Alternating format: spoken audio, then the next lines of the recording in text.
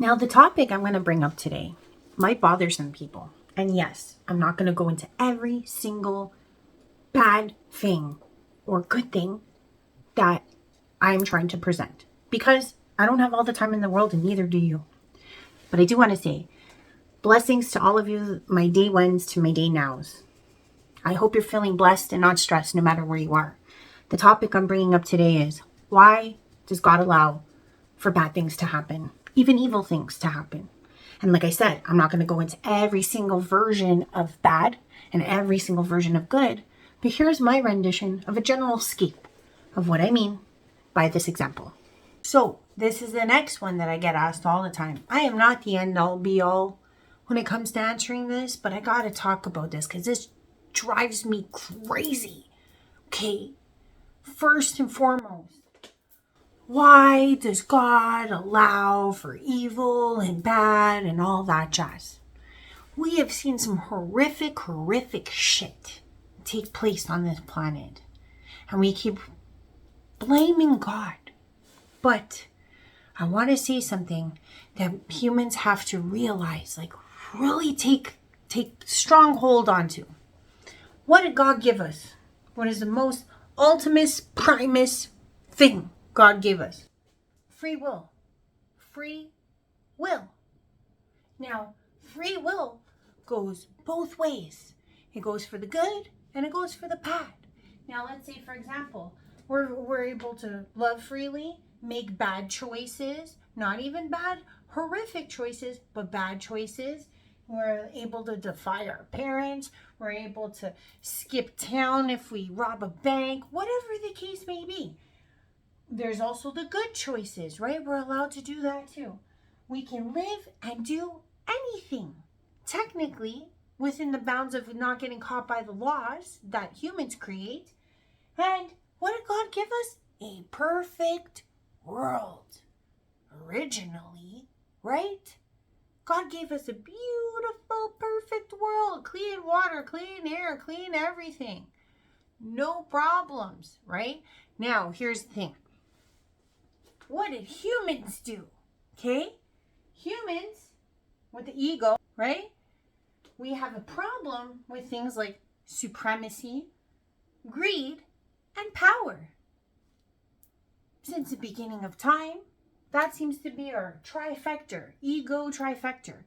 We're always trying to use God as a reason why we could go kill other people, even though God never killed you. You know what I'm saying? Greed. Is there not enough money in the world? Can these greedy sons of bitches have enough? It's never enough. It's a problem. It's an addiction. But there's that. And then there's power hunger. Power. So what did we choose as humans, right? God gives us this beautiful world. What do we go and do? We pollute. We destroy. Why? Because of greed and power, right? And supremacy, right? All three of those things, right? Why do we have hate and war in this world? Because of power, greed, and supremacy, right? Why do we constantly have to, like, realistically, people always say, why is the war in Gaza happening? Why is the war in Ukraine happening? Why is the war in any time of place that ever existed in this world happening? Because people, when they're threatened with their own puny power, don't want to stand up for the right things. And what did God give us? Free will. God told us what was wrong from the get-go, said, thou shalt not kill. Thou shalt not steal. Thou shalt not covet thy neighbor's wife. Thou shalt not find envy, like so forth and so forth. Half of these, majority of these things we knew as children. Now, it all stems back to that. Why do you think that you could go kill somebody? Huh? Because you think you're supreme. You think you're better. It doesn't matter at what level of death it is. It doesn't matter if you're a girlfriend killing a boyfriend, a husband killing a wife, a rapist killing a victim. It doesn't matter. You still think that you have the right to do this, It doesn't matter on what scale. If it's a big war, small war, a massacre, some dude in his car running over women because some woman wouldn't date him in high school, it doesn't matter. It all stems back to supremacy. You think you're better than everyone. You think you have the right to do that. Now, here's the thing. God gave us free will. So you have the free will to love people, and you equally have the free will to hate people. That's the whole point about free will. Okay? God doesn't step in when somebody's in love with somebody, right? God's not like, oh, you two love each other. I'm going to split you apart. I'm going to do horrifying things. No. So why is God going to start stepping in for that bad stuff too? It's just not going to happen. Okay? Now, what is it that people don't seem to understand? All of this could go away if we just listen to God. Okay?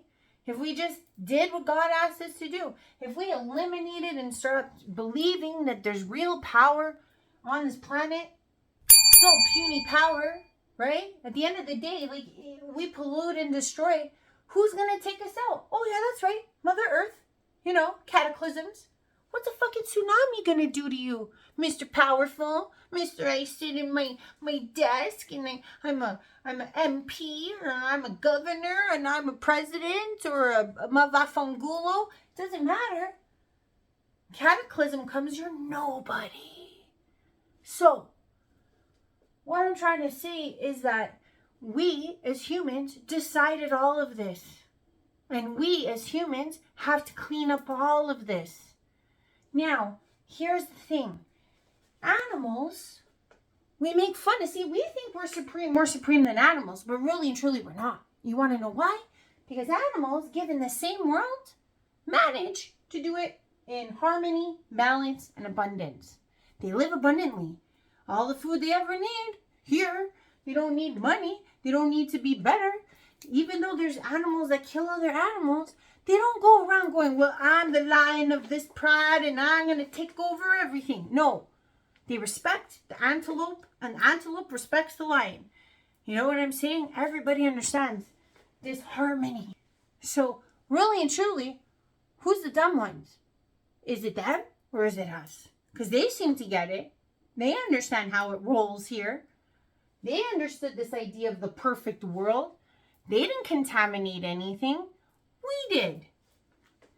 But for some reason, humans need things like devastation and chaos and destruction to learn anything. Here's what I say to this. Isn't it freaking uncanny that right now, as I stand here right now making this video, we have the most disgusting war ever. Ever. Why? Not to say that there's as much bloodshed as any other war, but we're seeing it live on social media in real time. The only other war that was close, even a fraction, a freckle, was the war in Vietnam, okay, where you actually saw people get hurt. This war, you could see them in real time getting blown the frick up, okay? And what do people say? What do the government heads say? When they're giving their money and all this stuff, oh, I don't know, we can't stop giving arms. Why? Because of the puny power we have. Oh, because we want to destroy more. Oh, you know what I'm saying? The greed and the power and the supremacy overrules all this. That's the problem. It's not God's fault. Humans did this. And what's so freaking ironic is that the same supremacists that are doing it right now, we're in a war. Huge war about supremacy back in the 30s. Is this not ironic? And it's God's fault that humans did that? You've got to be kidding me. There might be some poetic justice in it, but other than that, you've got to tell me that that's not the most ironic shit you've ever seen in your life. You're chosen? You're chosen to what? What are you chosen to do? To repeat history? Except now you're the victors and not the victims? Huh. Make some sense in that. That's what I say to all that. That's God's fault? No. You, my dears, misconstrued a line in a book written by a man. If you really listen to your own God, you would know, thou shalt not kill. Thou shalt love your brothers and sisters. There is no supremacy to be had in the world of God. So therefore, you're missing the mark. Much like they did with Jesus. Okay? Jesus comes here, nice bloke you've ever met in your life. Gives to the needy, helps the lame, heals the sick. Is the actual destined Messiah of the same people. Okay? Comes for those people. The only people that knew that he was there to be there for the people was them. And what did they do? Oh yeah, puny power problems. Oh, our God doesn't exist anymore. Oh, they gave him up to the Romans. Where's your God now? How chosen are you now? Wasn't God there when you did that? I don't know. Could have sworn, Could have sworn, Think God was still there when you made that decision. So, the next time any of you wonder why any of this is happening on any level, and why people don't stand up, and why people don't make better decisions, and why people want to basically repeat history over and over and over again, is because they don't understand the fundamentals. That sometimes devastation, chaos is the only way to bring change. Jesus had to die on a freaking cross to get some respect. Isn't that messed up? And now we talk about him for years and years and years to come.